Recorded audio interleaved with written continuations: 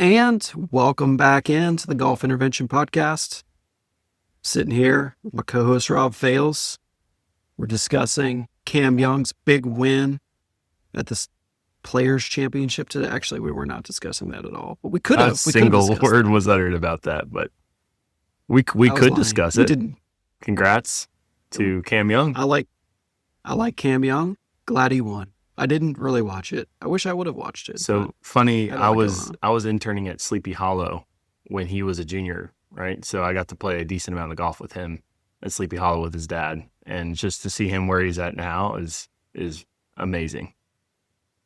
So cool. And if you didn't know, listener, his father was, maybe still is, the director of golf at Sleepy Hollow, which is one of the cool places up awesome in spot. New York, yes. right? That's in New York. And Cam grew up there. But that's cool that you got to play with him. So we should have talked about it. I guess we did just talk about it. That was Congrats to Cam Young on winning the Players. So on today's episode, we are going to discuss the golf swing. So in this series that we're doing, which you can go back to the last couple episodes and check it out. It's on golf improvement theory, I think is the title of the series. And on episode 1, we went through the strategy. On episode 2, we went through the skill, which is a great episode. And we talked about swing a lot in the skill episode, right? Because you have to understand and be able to delineate one from the other to kind of understand what point we're trying to make. And although this is not our message solely, I feel like at times we're a little bit of a voice in the wilderness when it comes to this, right? 100%, it's like golfers they think about swing all day, every day. And they correlate swing to everything that's happening. Good shot, good swing. Bad shot, bad swing, right? Good score, good swing day. Bad score, bad swing day. And it's just strategy and skill don't matter in that sense, right? It just never comes to the forefront. And so I think with this podcast, we've been harping on this episode after episode. There are way easier and less intrusive ways to improve your game and or understand that they are separate things anyway. Yes. Okay, that's probably the bigger story. And golf swing just tends to bombard us, and it's because everything we see, you listen to the players and they talk about the swing. Well, what did he do with that swing, Johnny? Or what was wrong with Scotty's swing when he hit it in the water? Everything is swing. Couldn't be bad strategy. No. Couldn't be a less skillful moment from Scotty. No, it was a bad swing from Scotty, right? Then you opened your social media. Swing, swing, swing, swing. Do this with your swing. Do that with your swing. This is a good swing. This swing should look like this. You should do that with your swing. Everyone should have the same swing. No one should have the same swing. Swing, swing, swing, So it's TV. It's your magazines. It's your social media. It's your thoughts. It's what your friends talk about. Maybe even your golf coach, okay? And I think that when we discuss swing, we're going to try to discuss it in a way so the listener can sort through. And you as golfers, you are our target audience right now, okay? We're not really speaking to coaches and all this. Like today is golfer day, right? And we want you to know that there'll be things unsaid today. And there'll be things that we'll say are not that relevant, that you may think are relevant. We don't want to offend you there. But what we're trying to do is give you that addition by subtraction thing and keep you focused on what actually are the core principles of golf swing and try to keep you away from being distracted by things that just seem to be making you spin on the hamster wheel, right, when it comes to swing stuff. So if you understand that, everything gets better. You're more confident on the golf course, your practice gets more efficient, and your strategy gets better, and your skill improves when you can really understand how it all fits together. And so hopefully today we'll go through some core tenets of golf swing and be able to give you just some basic understanding of how it all works. And that's all I have to say about that, I think. This will get us. We were talking earlier about how we're going to attack this. So we're going to take a two-pronged approach here. I'm going to just quickly just get right into it. Like, what are the 3 to 4 priorities when we're looking at swing? And then for a lot of the rest of the episode is going to be, here's what you don't need to be worrying about. Kind of a myth busting, kind of however long we take. This just might be a Rob and Eric rant for 45 minutes, and that's okay. But we think it's a very valuable exercise and starting to learn, hey, how to look at this maybe a little bit differently. So what are the priorities of swing? What are the things that we are looking at? The number one priority of the swing is to keep you safe, to allow you to play golf. If your general motion, right, we say skill is micro, swing is macro. The swing is what you can see from 300 yards away. You know who that is on the other side of the range based off of how they're swinging the golf club, right? The shot, what the ball did, is dependent on the skill, which is the micro. That's the stuff that is determined in the 1/2000th of a second of impact, right? So the macro, the swing, number one priority is to keep you playing golf. That's going to be, again, a little bit of a hot take, right? Maybe for some of y'all, maybe, right? This is preaching to the choir, but if your general motion is constantly hurting you, then you need to change your swing 100%, like without a shadow of doubt, unless you're playing for millions of dollars and your runway is very short and it's not hurting you that bad. Like you can still go out and play, you can tolerate it. You have strategies in place before and after the round to handle that pain, right? So again, there's that cost benefit analysis that we've talked about a lot throughout this podcast. Is like, for some people, changing their swing, the cost of changing their swing at that point, like they're the top, they're the end of level 4 golfers. They're playing for millions of dollars. The cost of changing their swing at that point is too great. They would rather invest the time before and after the round and in between tournaments in rehabbing their body, making sure that, hey, this stuff is it might be getting worse, but it's getting worse at a reduced rate. And then cash the checks, right? Enjoy your retirement, right? And then who are we to say that's the wrong way to go about it? But most of who we're talking about here are level 1, 2, and 3 golfers, not end of level 4 golfers. And we firmly believe that preventing injury as best as we can, and again, it's tricky. It's a very tricky conversation, right? Is our number one due diligence, right? So we're going to set that aside. The second priority of swing is efficiency. All right. So, and I could probably argue like second and third priorities can be flip-flopped depending on the level of golfer you are. But really the second and third is going to be so efficiency, like, hey, for how much work you're putting in, how much are you getting out of it? Right. And if we're looking at the skills, like probably club head speed would be the closest comp to that. Like, is the general motion, the general pattern that you are moving with, creating enough club head speed for you to play? And then it's also like, can I make the swing more efficient to get more club head speed so that I can play better? That kind of goes into that category as well. Right. So again, that's technically a skill, right? It's allowing for a skill. And we're going to talk about throughout a lot of this episode, the swing allows for skills. It doesn't determine skills. Okay. And then the last priority of swing is to be effective enough, functional enough to, again, I'm saying this again, allowing you to be skillful, which means you have access to the ranges of the spectrum of arc location up and down and away from you and towards you. So heel and toe, right? So you have access to the ends of those spectrums, meaning like you can hit the heel and the toe. You can hit high on the face and low on the face, right?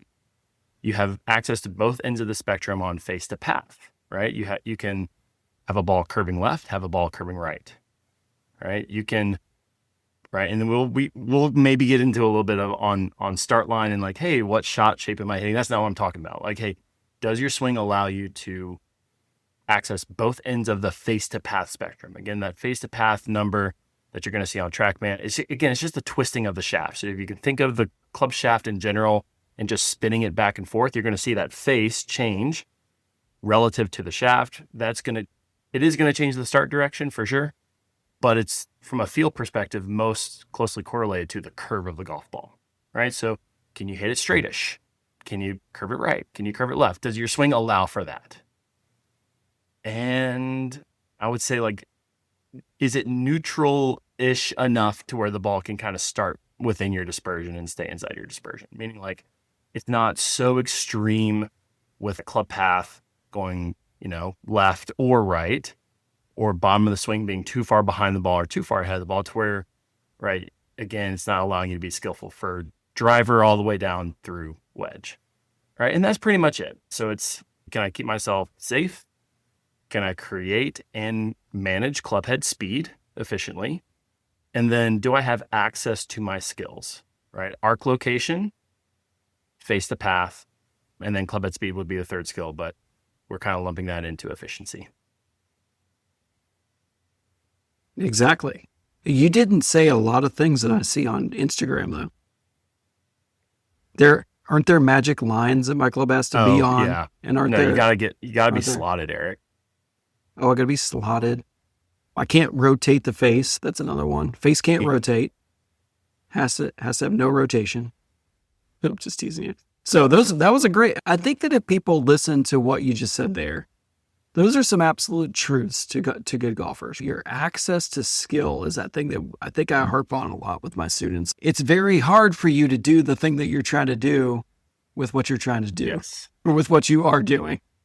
And I feel like, we work on swing so much as golf instructors because we're the experts there, right? Like, we should be able to get in there. And I think that when someone doesn't have access to the skill that they need, let's say it's a bottom of the arc thing, right? And you described this in great detail in the last episode, very, very well. So if we're kind of glancing over this in a way, kind of on purpose, because I don't want to harp on skill in the swing episode. Yeah. So, but one thing I think I mentioned, but I'll mention again, is when that changes with a change to the swing, it can be so dramatic. You can literally not be skillful in the moment and just completely miss it, right? You can top it and thin it. And if the golf instructor understands and you have a good product like TrackMan helping you measure some of the parameters that you're looking at, you could go, no, that was better. That was better. Just hang with me a minute. We're going to keep working on this swing and you're going to get skillful in a moment, hopefully. And if not, we'll figure something out that's, we have options here. But that's how it typically works. On our own, when we're practicing and we're constantly like, oh, here's a swing tip and here's a swing tip and that's a swing tip. And I got to try this. And I saw this on YouTube. All of a sudden, you're spinning the hamster wheel, right? Because if it doesn't work into swings, you don't have feedback a lot of times. They just go, oh, that was a bad shot. So it must have been a bad swing. And now I'm going to be on to the next bad thought. It's all subjective, just good or bad, as opposed to being a little bit more objective and targeted to what's relevant. So I don't want to get too off on a tangent there, but I did like what you said there. And the whole first do no harm to your body is a story that I don't think golfers think that much about until they get hurt, right? And so I did see this week, I don't know if you saw this, the clickbait stuff is just so crazy to me. The rage bait, yeah. Colin Morikawa hurt his back. I don't know if it was in the first round. Did you see that? Or in the practice round? No. He had to withdraw. And he basically said, like, I've never had a back injury before. I took a swing and it just felt really bad. And then I knew I had to withdraw. It was like that quick. And, he just won a couple weeks ago, right? So he's playing great. And this is like the crown jewel of the PGA Tour season. So the article says this is the title of the article. And I got sucked into it because I had to click on this one. It said, is TGL hurting players' backs? Or something like that, leading to back injuries. Is TGL leading to back injuries? And I'm like, oh my God. TGL, what? So I click on it and it said I guess a couple of, so here we go with 2 players are having bad back problems that play in the TGL, right? And then they're like, but we interviewed this back specialist and they said, no, it would have nothing to do with it. So like, why would you even write the article if you're just going to say like, no, we asked somebody and then, but that's just the way it goes. Like everything's about swing and click this, and read this article. And it's like, it sends you down these rabbit holes. Like, oh my gosh, indoor golf might ruin my back or something. I have no idea. But point being, I got distracted there for a second, right? I clicked the button and read it. So being healthy is a huge deal. Healthy and efficiency in the swing a lot of times do go together, in my opinion, right? If you're moving well and you're moving in a way that is healthy and efficient, you're gonna be okay, right? You're probably moving the joints that need to move well and supporting the joints in the right ways and creating a good efficient motion. So that's huge, right? And I've talked about efficiency with my students before I knew anything about golf instruction, but I knew it had to be efficient in some way, shape, or form. And that was a picture that people needed to have in their mind for what they were trying to work towards. And yeah, so I like the way that you describe those. And again, there are pieces of golf swing that we didn't mention. What is the perfect model swing? Like, Eric, what is my backswing supposed to do? Or what is my elbow supposed to do? Or what is my sequence supposed to be like? And I think that you can try to answer those questions, but because the answer is always, well, it depends, then it's really not worth answering. You know what I mean? Like, you can't answer in absolutes if you're being honest. Correct. Yes. And there's some people being called out. Okay, so I'm trying not to get too far down the rabbit hole, but there's a thing called the kinematic sequence, right? Which is basically like what order your body parts are accelerating and decelerating in, right? And I should say segments. But, there's TPI that's like, it has to be. That's how they say it, right? Pelvis, torso, arms, club. It's like this 4-3-2-1. See, it has to be. That's the most efficient. That's the if you measure PGA Tour players, like half of them aren't in that sequence. Somewhere around half, at least the stats I've seen, right? I don't know what you've seen. Somewhere around half. So how can that be the right answer? I mean, it might be the most efficient. It could be. But also maybe for a lot of people being most skillful isn't that, right? I don't actually know the answer. I'm just saying this is what the data says, right? So if many are not, I don't know if half is right. I've seen some conflicting things. Not that I measure tour players. I don't. Have you seen any stats on this? Have you heard? I don't know the percentages, but yeah, I know like one being pelvis, 2 being torso, 3 being arm, 4 being club. There are quite a few 1, 2, 3, 4s for sure, but then there's also like a staggering number of 1, 3, 2, 4s as well. Correct. So it's like we're looking probably in the wrong place. Now, what I will say is like, hey, like if you have a bay that's got the technology to be able to measure this stuff, then when players are playing their best, and this is what we're going to talk about here in a little bit, we believe the general consistency of rhythm is a big deal. Like, how much is the rhythm changing from shot to shot? So totally, like, go measure your sequence when you're playing really well, and when you're not, go hook yourself back up and see if you see any huge changes. 100% definitely all for stuff like that, for sure. But where we got to be careful is like attributing it directly to skill. It's like, oh, if your club face tends to be 2 degrees close to the path, let's take a look at your kinematic sequence.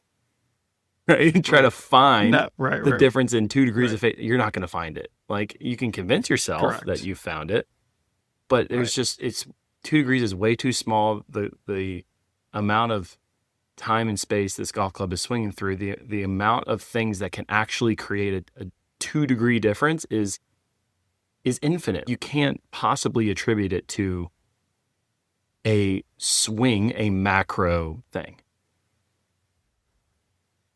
Correct. It's discounting the things that we know really are controlling that ball, which is our skill, right? And then our influence of that through swing. And so being able to produce shots, because that was the other part that you said there. Am I able to produce the skill, I should say, not the shots, but the skill, which is, creating the shots. Exactly. Do I have access to that? And, I had a gentleman come in for a club fitting the other day.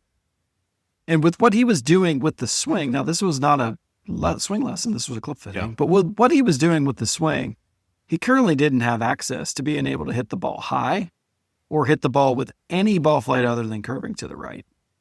Right? That was it. And so I was explaining to him in the fitting, what you're doing with your swing is creating a low cutting to the right or, curving to the right shot. Yeah. Which is a which is kind of a hard thing to fit with, really, to be honest. We're trying to work through that. And so, I had to give him a picture on why his swing was creating those biases, right? And said, I'm going to fit you in a way that I feel like you can produce your best shots now, but also grow with these clubs if your swing does improve, right? So trying to fit the range of outcomes.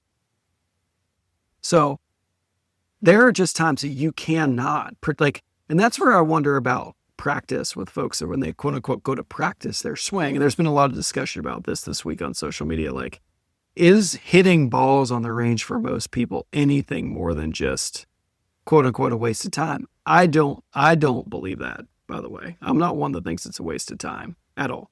I think if you're putting the time in to trying to get better, that's a huge deal, right? And so I would never discount that. I do think that there's probably more efficient ways to work on it and less efficient ways to work on it. But it's not a waste of time. That's the thing that, like, sometimes golf instructors can be so arrogant in that way. Oh, they don't know the answers. They don't know how to practice. They're just wasting their time. I'm like, no, I went in the backyard and didn't know how to shoot a basketball, and I just spent time with myself and got better at it. And the skill of shooting a basketball, let's be honest, is way easier than hitting golf shots. But point being, I wasn't being coached and it probably wasn't that efficient, but I got better at it, right? And so there is stuff to not be discounted there.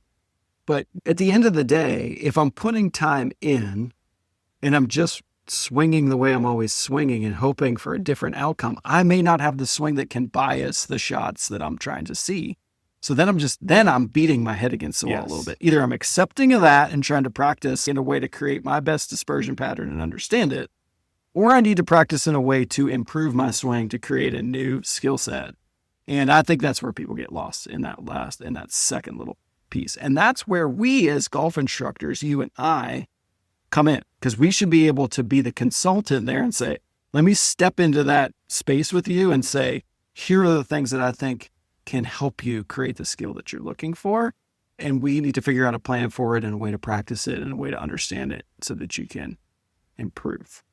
I think the key there is that you're doing something to change a bias, right? And then by definition, like, that bias is going to be playing out over a long period of time. So when golfers get into trouble is they are looking for a swing that is going to guarantee an avoidance of the outcomes and the skills and the performance that they aren't willing to accept, right? So it's like, I just took this lesson. What did I leave my coach with? Did I leave my coach with the idea that this is what I should do and this is what good players do, and if I continue to drill this and drill this and drill this, I'm going to avoid hitting this X shot ever again? Or it's going to just make my scores improve and just have it be a very generic, a very non-specific type of outcome, like, oh, just do this and you'll get better. Like, no, hold on. So if I'm going to change swing to change a bias, then I'm going to make sure that the player understands what that bias is and how to assess it in practice. And you can't assume just based off of like, hey, you maybe did the swing stuff right, but if one outcome wasn't the bias that you were looking, let's give this like a tangible example. Let's say that someone has a very open face to path, right? And they're gripping it way up in the palm of their lead hand, their trail hand's going right through the palm, and they're just spinning that thing wide open, going back. And like, they could work skill with that and maybe on a shot get the face close to the path. But over the course of an entire year of doing that, they're going to average maybe say like 3 to 4 degrees open relative to the path for an entire year, right? We're just throwing out numbers here. So they come and see us, golf intervention, and we say, all right, well, let's first make sure you're aware of the thing that's causing the ball to go to the right. So we're not going to, even though we know that we're going to change the grip, we're not going to change the grip right away. Hey, can you explore the face relative to the path to see that's the thing that's causing the shots to go where we want? Yeah. And sometimes when we do skill, I've actually seen where people will change their grips once they are aware of the skill and they're aware of what they're trying to do with the skill, which is very interesting. But let's just say they don't change the grip, because that's totally possible too. And through doing that skill training, the right side of the spectrum, the open face end of the spectrum, is so easy for them to manage. Like, yeah, like I asked them to open the face path, watch this, coach, no problem. I asked them to close the face of the path. I'm like, oh wait, no, we're here for like 5-10 minutes trying to just create one where it's close to the path. All right. So now we're going to say, all right, let's explore this different grip and see if it makes closing the face of the path easier for you. And we continue with that same skill training with the new grip, and all of a sudden, oh wait, they can do it. Right. And that's where it's like, hey, this new technique, this new swing thing is helping make that skill easier. Here's the problem though. And here's what we got to get our golfers to understand. Too many people will leave that lesson saying, and we will tell them literally verbatim exactly what I just told them, but they will still leave believing this is what I should do. And this is going to mean I'm going to hit good golf shots on the golf course. And again, you might, but that's not like the swing thing that we did isn't quote unquote correct. It's not. It's just different. That's going to bias the skill differently. Right. So when they go out on the range on their own, they hit one shot. Like let's say, hey, I did a great job with my grip. I am holding it exactly the way I want. They go up to the shot, they make a swing, and guess what? The ball curves to the right. With their new grip, the one that they just did, they improved. They knew that they held it well, and the ball still curves to the right. And what do they say? Oh, wait, what? That must be wrong then. Hold on, I thought this grip was supposed to not do that. This must be wrong. Like, no. Oh, why did do that? That's exactly what we're talking about. Like, why did do that? Exactly. So what we're saying is like, just let it play out. If you're still seeing the bias, don't assume that your swing is incorrect. Go back into your skill training, your differential training that we do. See if then that becomes a little bit easier for you, and then retest and see what happens over the course of maybe 20 shots across different clubs. And then you're not worried about, sorry for that golfer, you're not worried about the arc location where you're hitting it on the face, high or low or heel toe. You're not worried about the distance the ball's going, which is club head speed related. Other things related to that, but you get the idea. What you're diagnosing is the curve of the golf ball. That's it. That's literally it. You're diagnosing the curve of the golf ball, right? And if the ball was straightish, then great. If it curved to the left, great. If it curved to the right, great. But okay, if it's one shot to the right, that's one thing. If it's two, still, we're not doing anything. If it's 3 in a row, 4 in a row, then like, hey, I either need to calibrate skill or I do need to just double check and say, hey, am I actually doing this swing thing that my coach wanted me to do correctly? But again, we're not doing that based off of just one shot. We're doing that based off of the bias, the more the pattern, the long-term data that you're kind of collecting as it relates to that one element of the skill. Yeah. And I think that's the patience that's required to create the skill and the belief in the belief in the ability to do it, right? So I think that when it comes to swing, we're going to talk about some swing stuff. We are. But I think the big truth, though, that I would love my students always to think about is that your goal with your golf swing is to create complete freedom and trust with a swing that you can have access to the skills that you need to create the shots that you want to create to play and enjoy the game in a injury-free way, right? Like that's the whole summary, right? And I think avid golfers have a really hard time getting to the trust and freedom part, right? And I think that's what we're talking about here is, can we guide you to that in a way where you can just believe in yourself? Just believe in yourself a little bit to be able to trust that you can do it, right? I gotta be doing some things that can do it, but then I gotta build the belief and trust that I can just let it go and have it happen.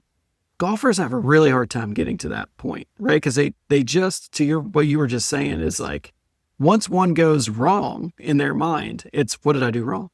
Why didn't that work? And then I'm back to square one with, what was that tip? What did that guy say?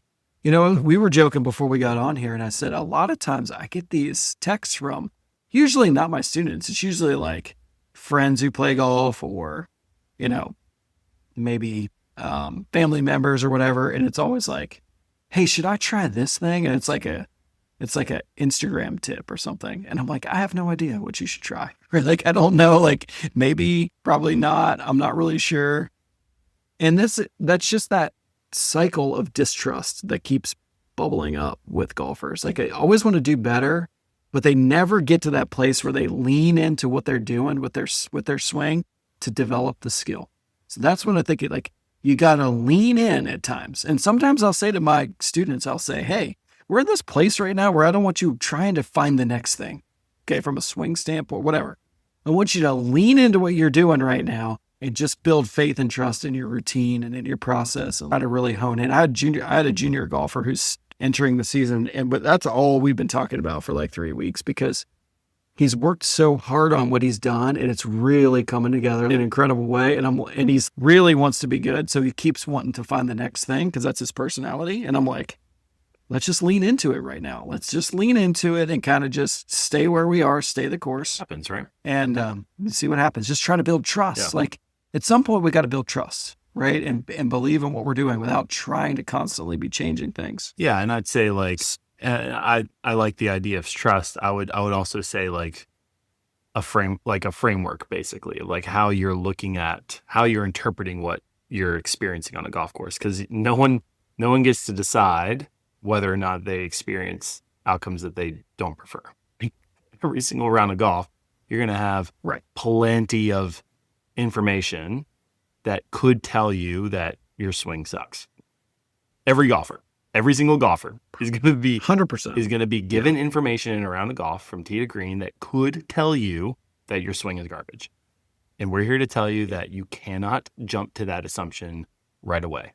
There is strategy, there is skill, and then there is swing. But then even within swing, right, there are things that we might discuss here on this podcast that aren't the obvious, like, hey, where is my left arm at the top? What is my right shoulder doing? What is my left hip doing? Like the geometry of the swing and the positions of the golf swing, like you can't even blame, like you probably shouldn't be blaming that first either. Even let's say you've gotten all the way to swing, we would probably say, let's start with the rhythm of it first before even looking at the geometry of it.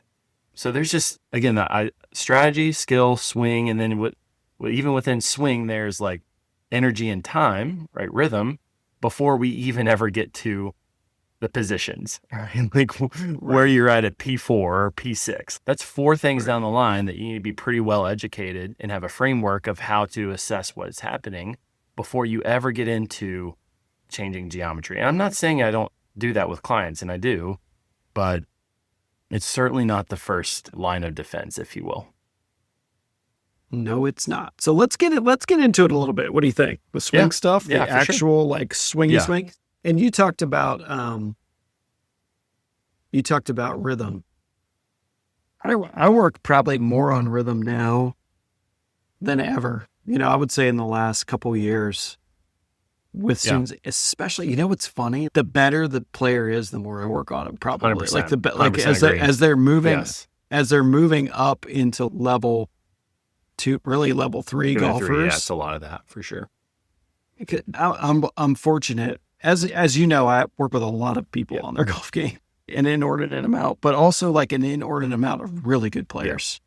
Yeah. So 2 of my better players I was working with this week, probably both in the one's probably +2, one's probably like +4 or 5 handicap, like really good competitive, like USGA competitive type players on the amateur side. And one was a short game lesson, one was a full swing lesson, and we worked on rhythm and rhythm. Like it was just, and it's the spring, right? So a lot of times in this time of year in Virginia, especially coming out of a month with ice on the ground, it's the thing to be working on with a lot of people. They're hitting some weird shots and they're seeing some weird stuff. And it's easy to go to, who knows, like, oh my gosh, I'm chunking my wedge. Yeah. It's got to be weight shift. It's got to be this, it's got to be that. And I'm like, it's off rhythm. Yeah. It's off rhythm. Let's just work on that. So we use tour tempo a lot with my students. I don't know how much you use tour tempo with your students, but I'm a tour tempo guy. Love it. And that's an app that you can get, and you kind of find your rhythm on the app, for lack of a better term. Like, I guess there's a timing to how it beeps, and you find they have some ways that you sort of find the one that works for you. And there's different ways to train with it, but yes, there are.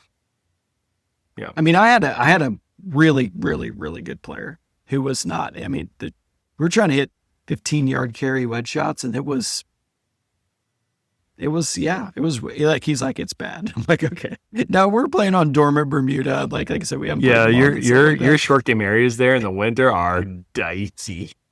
Yeah, I mean it's yeah. So all I said was, we could have worked on 100 geometrical things, to be honest. Like, you could look at, if you just slowed it down and looked at it frame by frame, like you're talking about positionally, it would have looked off. We didn't talk about any of that. Yeah. Right? We talked about getting the tension out and swinging on rhythm and got the tour tempo back in his practice. He texted me the next day. He's like, I just had the best practice session I've had in a long time. Like, awesome. It was perfect. So that was just tour tempo, just like finding the right rhythm in his short game and working on it. And then there's some freedom of that too. Yes. Because if he's trying to work on positions with rhythm that's not working for him, I don't care what positions you work on. It ain't happening. 100%. And I just want to say, a lot of the geometry. So we talk about swinging within energy, time, and geometry. Like, energy, time, and geometry basically make up the swing, right? Those are our three main options. Geometry is very, very much shot dependent. If you're working on a geometry thing, like a position thing, the question you need to ask is, for what shot? Right? Because as soon as you change the shot, a bunch of geometry stuff probably should change. Right? So correct. So we don't go there first. That's not really, and there are some geometric things like your grip, how you're holding it, the posture, how you're standing. That stuff is high up there for me. I will go geometry first when it comes to that stuff, for sure. But, energy and time is more often than not kind of where we go. So within that, like, energy is also, there's kind of how you're applying energy, which is a big deal. And then there's how much you're applying energy. But then time is really broken up into tempo and rhythm. Right. And that's kind of what we talk a lot about, is that's more of going to be the constant. Like, energy is going to. Okay. So quickly, describe to the listener, we've done this a long time ago, but you did this brilliantly before. Please describe what the definition of those are, because it's like so confusing for people. So when we go into time, right, we have tempo and rhythm. And I think a lot of people confuse the two and they lump them together as being the same things.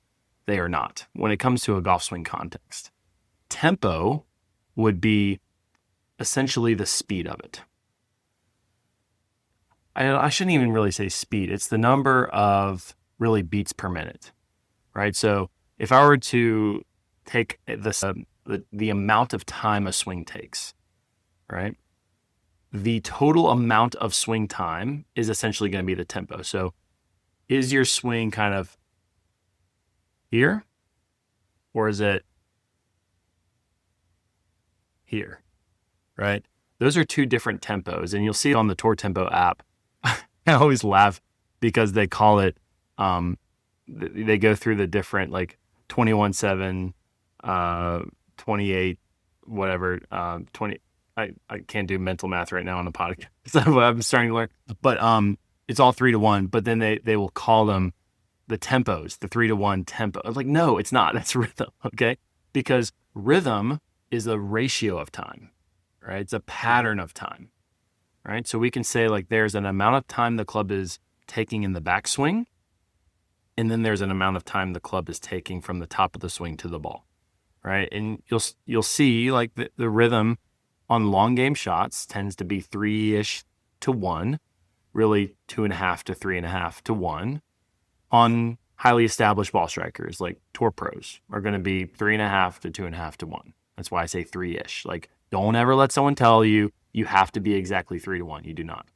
But then there's also short game, which tends to be 2-ish to 1, right? So 1.5 to 2.5 to 1, meaning, hey, the amount of time the club, so for full swing, the amount of time the club is taking in the backswing direction is about 3 times the amount it's going to take from the top of the backswing to the ball. Interestingly enough, if you take the ball away and you measure the backswing time relative to the entire downswing and follow-through time, they're roughly similar across all shots. Like, with, again, highly established ball strikers. So if we said, hey, your backswing is going to be 3 syllables, like Virginia, your entire downswing and follow through to the club stops at the end of your finish is going to be about 3 syllables. So Virginia, Virginia, right? And that would be kind of like a nice rhythm, right? Whereas if you were like Virginia cat, right, and your entire downswing and follow through took 1 syllable, right, the word cat, that would be a different rhythm, and a rhythm that we probably wouldn't super recommend.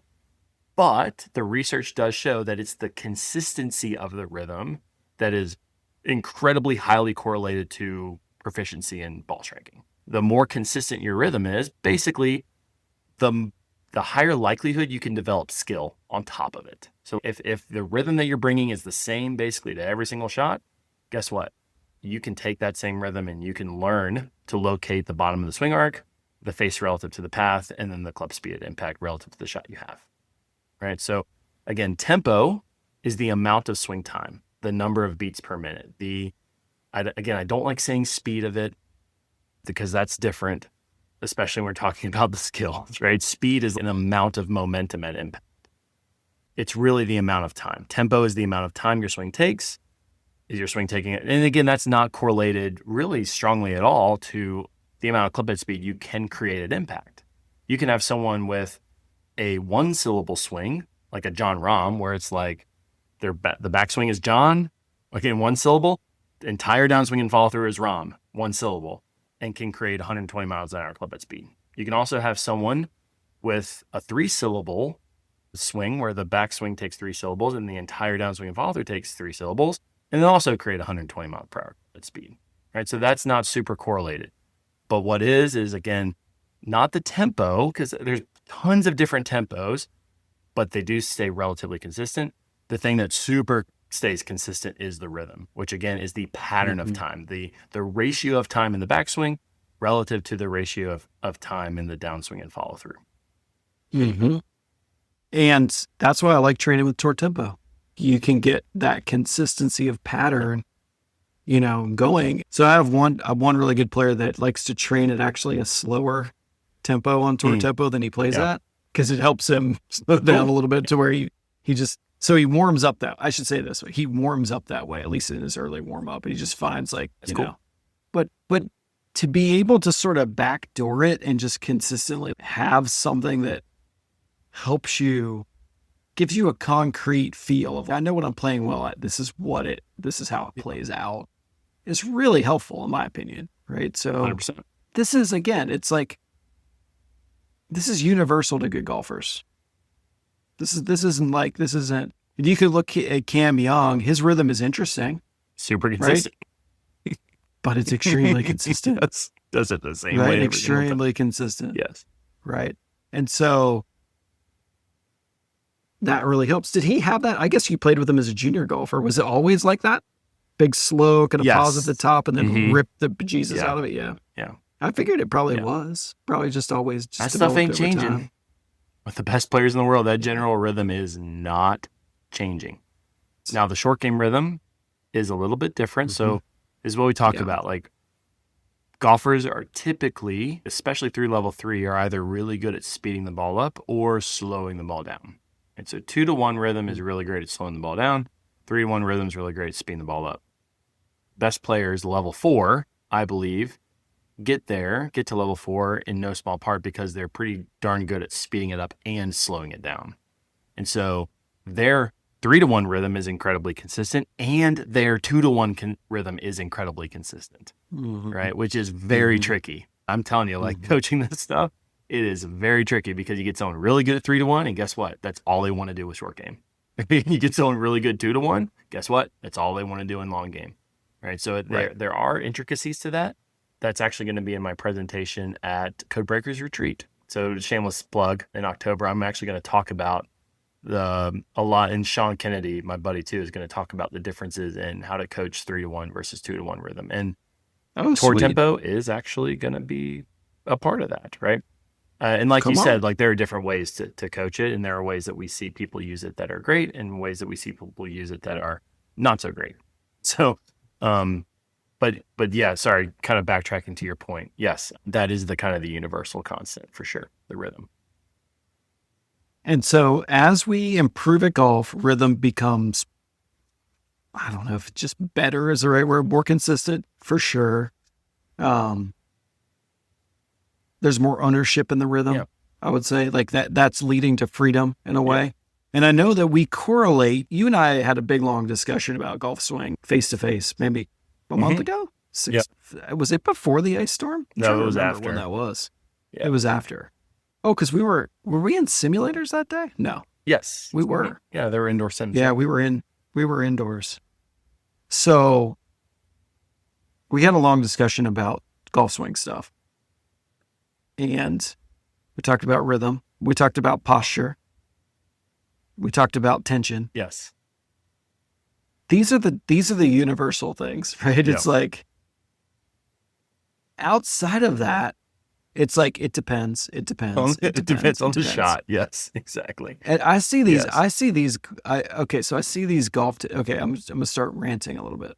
Right, here we go. These hard truths. Okay, this is the perfect backswing. You've seen these. I send them to you. I think they're ridiculous. Crazy. Right? Because, Nancy Lopez didn't do that. She's maybe the greatest female golfer of all time. Okay. Jack Nicklaus didn't do this. Scotty Scheffler doesn't do anything. Most of it. You see? Well, no. Scotty Scheffler does everything we talk about. Yes. Oh, yeah. He doesn't. See what I'm saying? So Scotty's the poster boy.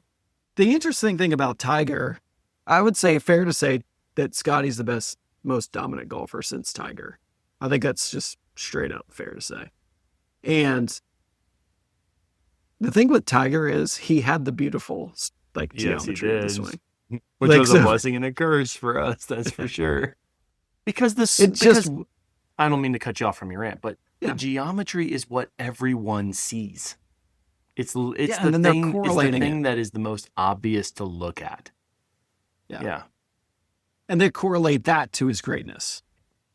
Like, no, I mean, Tiger changed it.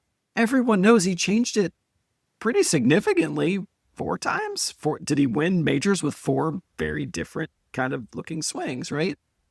What were the foundational truths of all that? Did Tiger's grip ever change? Nope. His posture changed a little bit. I will say that moved around a little bit with back pain and different things that he was trying to do. Maybe undo, maybe he shouldn't have, to be honest. Yeah. So I will bet you his mindset didn't change very much, right? Not that that's part of swing, but it kind of is. Super is. We can get into that. It kind of is. So these are the universal truths, right? And so if you're tuning in going like, Eric, just tell me where my right elbow goes. I can't answer that for you because it's just whatever I tell you is disingenuous.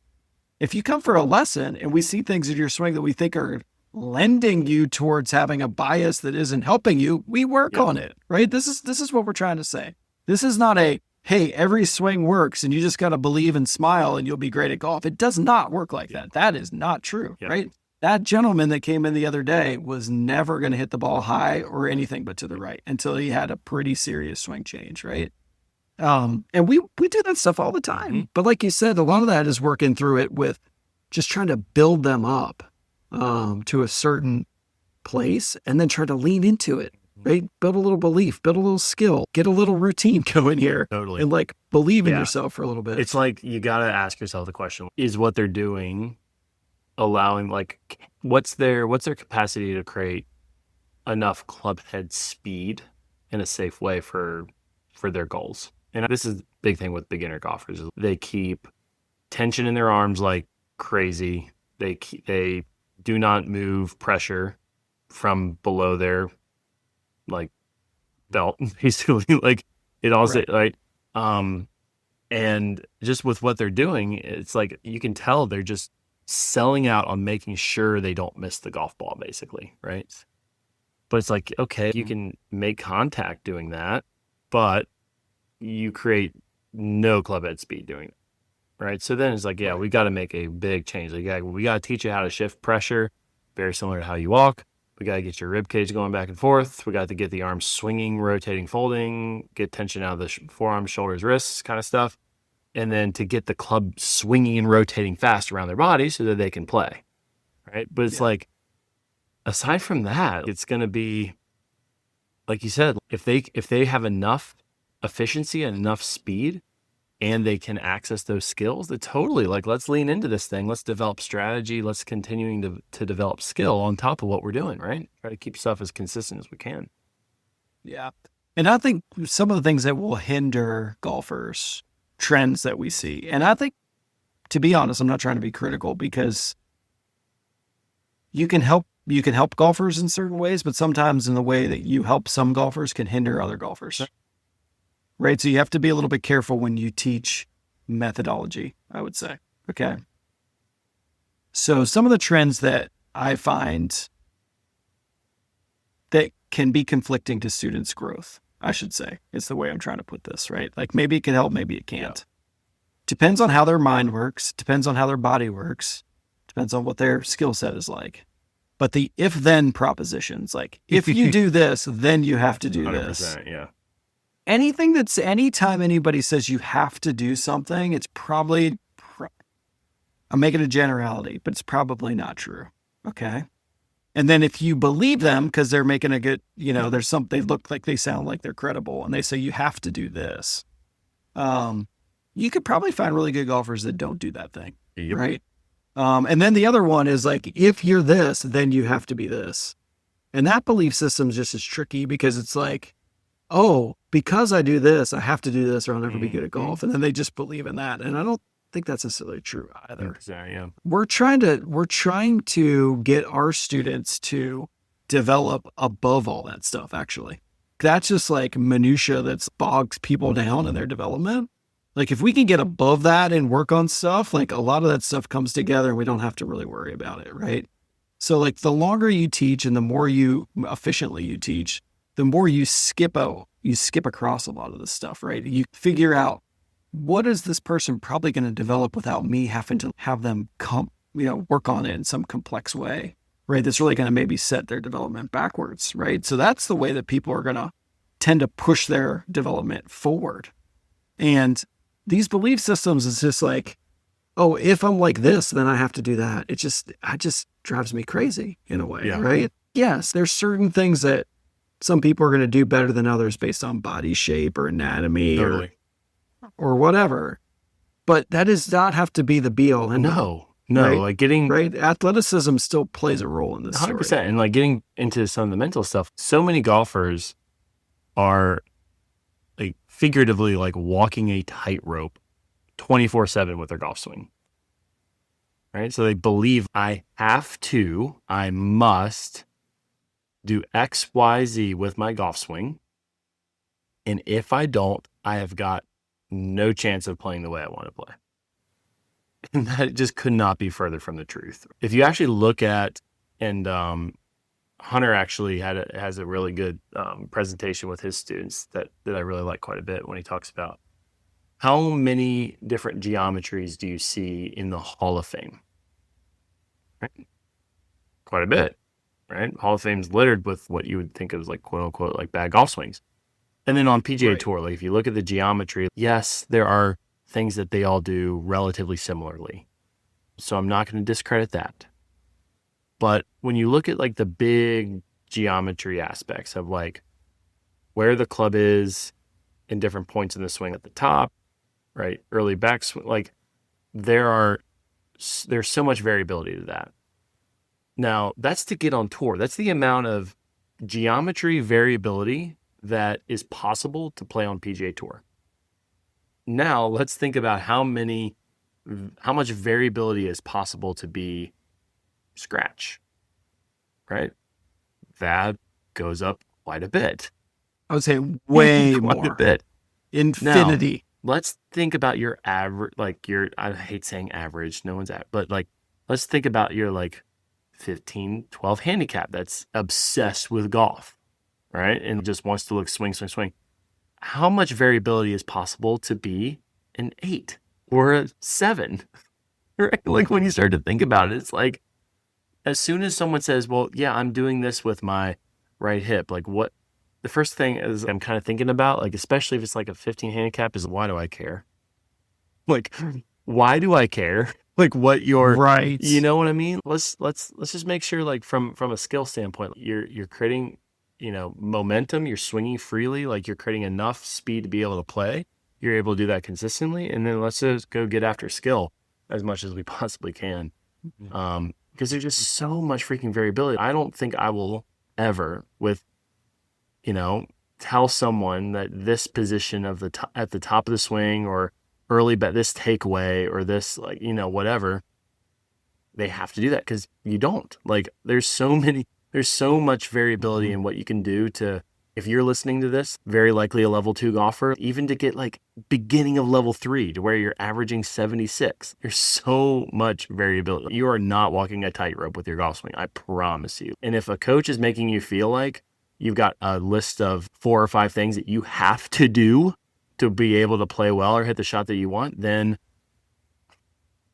I don't know what to say. I don't want to tell you to see a different coach, but I might be kind of telling you need to think about it a little bit. Okay, so let's go back in time to our interview with Sasha McKenzie. I was thinking about this the other day. And I think it was you that brought up, or maybe it was me. One of us saw this story about when he worked with Matthew Fitzpatrick. Yeah.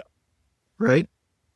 And did Sasha McKenzie, the smartest person in golf swing, whatever you want to call it, right? He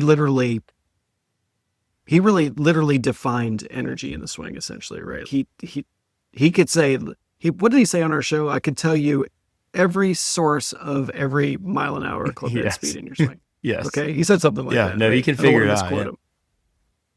Okay. So when Matthew Fitzpatrick asked him for help to gain speed in his, like, I need work on my swing, did Sasha say, here's the answer? He did not. Sasha said, here's some options. Here's a bunch of options. I want you to read over these options and tell me which ones make most sense. Is like, am I remembering that correctly? That's I don't exactly want to misspeak. It was like a couple years ago. Okay. So, top player in the world, top smartest person in the world when it comes probably to golf swing stuff in a lot of ways, right? He's right there with anybody. And he didn't say, here's the answer. Isn't that crazy? He said, here's a bunch of stuff here's a bunch of things we could do. And what do you feel like you're most comfortable with? Okay, so let's listen to the smart people for a second. Listen to the smart people for a second, okay? So he's very busy creating companies that do great things and doing research and whatever he's doing, working for a paying. So like, that's where he spends his time and working with great players. Let's listen to what he says, okay? Let's not listen to some dude with a hoodie who's saying, man, you should do this. Don't rag on hoodies, dude. Come on. No, I'm just saying, it's pretty clear. If you've never heard their name, then they're spending all their time making videos for Instagram. They're probably not teaching all day long, right? So the rise of the swing guru is crazy to me. Like these random people who just think they know everything. The gatekeeper. And they've never taught before. They don't teach golf. They just think they know everything, right? So, point being, I'm kind of ranting. Let's listen to the smart people. If Sasha thinks there's options, there's options, right? If Butch Harmon says, you know what, there's some truths, but you can get this done looking like Justin Johnson. You can get this done looking like Tiger Woods. You can get this done looking like Ricky Fowler. Let's listen to Butch Harmon, right? Maybe the greatest coach of all time.